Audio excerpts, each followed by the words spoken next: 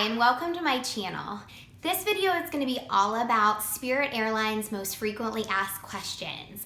I have a lot of Spirit Airlines videos here on my channel that has to do with my best money saving tips, personal item size, and how to pack for a vacation in a personal item. I will be linking those videos either in Eyes in the Sky in the description box below or at the very end of the video. But I get a lot of questions on those videos regarding things that I've talked about and Spirit Airlines, and so I thought I would do a frequently asked questions video today. I do try to get to all of the questions on the video, but if you are just beginning to research Spirit Airlines or looking for some answers to some questions, I thought it would be nice to have a video where it was all in one spot.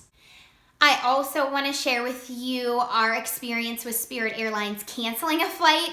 We unfortunately got to experience that a few months ago when our flight was canceled from Orlando during Hurricane Irma. I want to share the good and the ugly of that experience, and that is probably going to be right at the end of the video.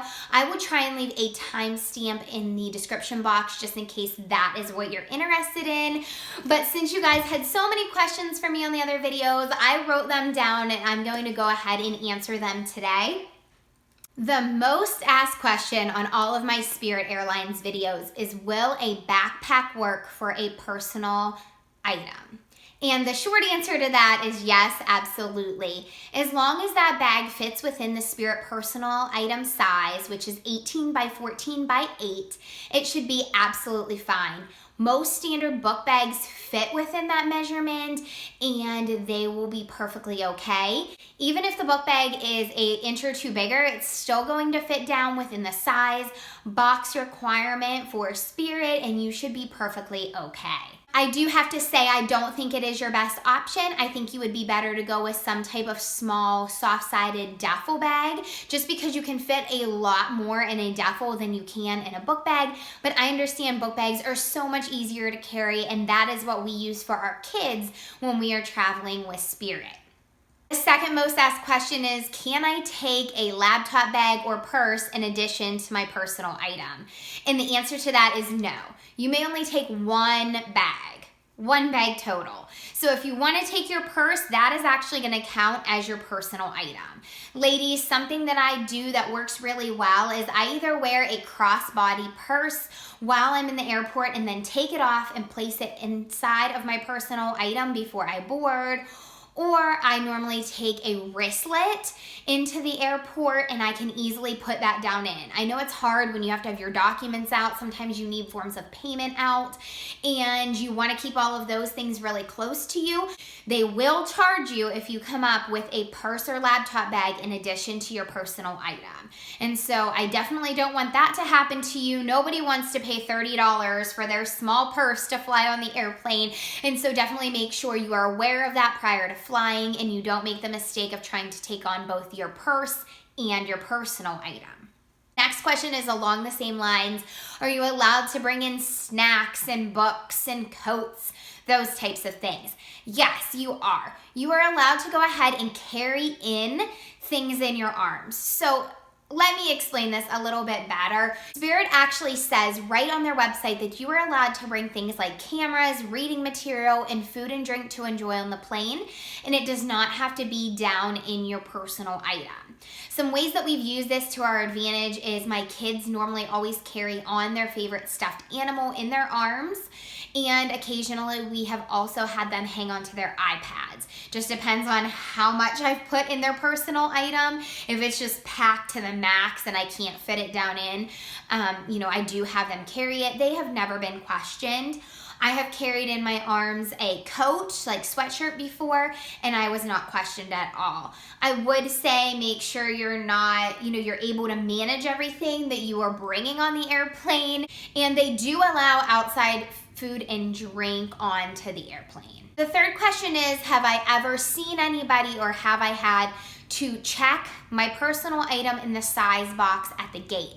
So Spirit Airlines uses this metal box that you have to put your bag down in. These size checkers are located at the check-in desk by where the scales are, if you're familiar with that, and they also have them as you're boarding the plane. Now, I personally have never been asked to check the size of my personal item in that box, and I've only seen one person have to check the size of their personal item. They didn't make the cut, and the stewards were so kind as to give them a garbage bag to put their belongings in, and they ended up leaving the small suitcase behind. Now, that person did have a small suitcase that was hard-sided with wheels, which is what I think made it so that there's no way they could shove it into the box. So while I don't think that they often ask you to check your personal size item, if you're going to risk it, definitely risk it with a soft-sided bag so that you have a chance to be able to shove and squish things down within the box rather than a piece of hard-sided luggage. The next question that I thought was worth answering is there a weight limit for your personal item? And the answer is no. Your personal item does not have a weight limit. You can carry whatever you want in your personal item as long as it, of course, meets the regulations for TSA and getting through security, and so it has no weight limit at all. Works really well for us because we tend to pack one personal item for our family with all of the shoes. Since shoes are really heavy, we don't like to put them in our checked bag if we are taking one because it definitely takes up a lot of that weight allotment, and so we do put them in our personal item. Another question that I actually got a couple of times was, do I bring my personal item on the airplane? So I guess they were asking, do you actually bring it on the plane? Is it a checked bag that you're gonna stow above you, or you're not gonna give it to them to tag? And the answer to this is that it's really neither. Your personal item is going to go on the airplane with you, and you're gonna stow it under the seat in front of you. And I have been on quite a few flights where they were really strict about the fact that that personal item needed to be shoved underneath the seat in front of you. I'm sure it has to do something with safety and the fact that they don't want bags just kind of, moving about the aircraft. So it does fit right in front of the seat in front of you. You're going to have access to everything that you do place inside of your personal item, but be aware that if you're really digging, especially moms, I've tried to find a Hot Wheels car that fell to the bottom of the personal item. They will tell you need to put that back under the seat once you retrieve your item, and they're very, very firm about it. Your personal item will go on the plane with you, and you will have it in your possession the entire time you are flying. There was another question that I actually got twice, and I thought that the person was kind of being funny, but you know what? It's worth answering just to go over what you won't get when flying Spirit. Someone asked the question, will there be a bathroom? Yes, Spirit does have bathrooms on all of their aircrafts, and they are available for you to use, of course, when the seatbelt sign is off. On all of the aircrafts that we have flown on with Spirit, they had their normal front and back, lavatories, and we were able to use them whenever we'd like. The things you won't find on Spirit Airlines is Wi-Fi. None of their aircrafts have Wi-Fi. And I don't mean free Wi-Fi, I mean Wi-Fi at all. You can't even pay to get Wi-Fi on Spirit. And you know what? It never bothers me. It was a huge shock to my friend that just flew Spirit. What do you mean I can't pay for a Wi-Fi package? I mostly fly Spirit, and so I can be honest with you guys, I didn't know that was a thing. But she was kind of disappointed in that. So just so you know, if you are doing your research and having Wi-Fi on the airplane is really important to you, Spirit does not have Wi-Fi on their airplanes. They also do not have any complimentary beverages or food, including water. You are encouraged to bring your own water on the aircraft if you think that you will need it. I'm pretty sure they just charge you for a bottle of water. They also do not accept cash on the aircraft. And there won't be any little GPSs in the back of your seat or movies provided on the airplane. So if you are looking for more of a luxury experience, you are not going to get it on Spirit Airlines. We use them for pretty short flights. We're actually taking a flight coming up here in May that is going to be a bit of a longer flight. And I'm not really concerned because I know what to expect going in. I'm just going to pack some extra entertainment for my kids, and honestly, having about 4 hours of peace that I can just kind of tend to the kids and like work in my planner is going to be awesome for me. So I don't mind kind of being disconnected for those 4 hours at all. Now, I told you I was going to share with you guys about what happened when our flight was canceled through Spirit Airlines, and I want to do that right now. I just wanted to point out a couple of things that if you have a canceled flight due to weather through Spirit, what you can expect. So we were to fly out on Spirit one of the days when Hurricane Irma was to hit Florida. Now, if you guys remember that, there was a lot of panic going on. Orlando Airport actually did shut down all flights eventually. But I do have to say that we were traveling with friends that were also flying on Spirit, and also in Disney at the time was someone else from our area that we happened to run into. They were flying Southwest. My friend and I were both flying Spirit. Spirit was the very first one to cancel flights. So if you are flying Spirit and there is even a question of weather, I think they are pretty quick to go ahead and cancel that flight. Now, I did have to call back in every single time our flight got canceled in order to rebook on the next available flight out. When I would call Spirit, I asked about booking into a different airport or out of a different airport because we were kind of close to being able to either fly out of like Tampa, Sarasota area, and they actually told me that if I wanted to rebook out of a different airport, that I would have to pay the difference between the fare that I received flying from Orlando into Pittsburgh, and I would have to, if the flight was an increase, which it was, I would have to pay the difference. And so they were not very complimentary with the fact that, you know, I wanted to get home and they had canceled my flight.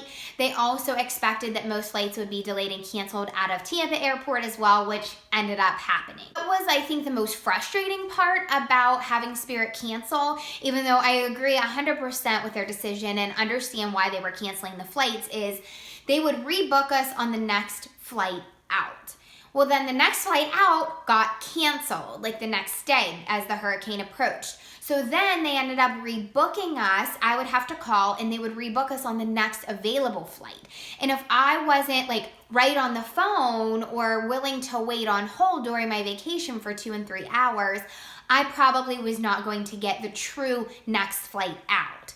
I remember calling, I believe I was rebooked for a Sunday, and when they canceled that flight, they didn't rebook me until the following Wednesday. It was very frustrating. At that time, I also asked about flying from Orlando, like on Monday or Tuesday, into Cleveland Airport or into another airport that we have in Pittsburgh. And they said again that I would have to pay the difference in the fare that I originally paid when booking my flight to what the airfare was going to be if I would have booked that flight originally, like into a different airport, and it was always higher, and they were not willing to waive the fee. So it definitely wasn't a super positive experience. We did end up driving out of Florida. We rented a van with friends and drove home from Florida. And so we completely canceled our flight. We did receive vouchers that had to be used within 90 days to rebook another flight. And it was the price that we paid for that flight coming home. If I'm being honest with you guys, I will link the video here. Paid $49 round trip for all of us to fly, like each. And so the flight was 20 bucks. I got a credit of like less than $80, and it really wasn't, you know, that big of deal to me to lose that $80. But definitely just keep in mind that if Spirit is canceling flights, that you have to be really quick to call back and rebook. They're not the easiest to work with about flying into a different airport. They will upcharge you. And I honestly wasn't 100% impressed with the way that they handled the entire situation, but that definitely didn't deter me from flying on Spirit again. We will be flying with Spirit both in May of this year and also in September of this year. So thank you guys so much for watching. I hope this addressed a lot of the most frequently asked questions regarding Spirit Airlines, at least the most frequently asked questions on my videos. If you guys are interested in learning more about flying with Spirit, definitely go ahead down in the description box and look at my playlist in the videos linked there. You can also find some of my Spirit Airlines videos on the end slate. Thank you guys so much for watching. I hope you have a great day and a safe flight if you are traveling somewhere soon. Thanks for watching. Bye-bye.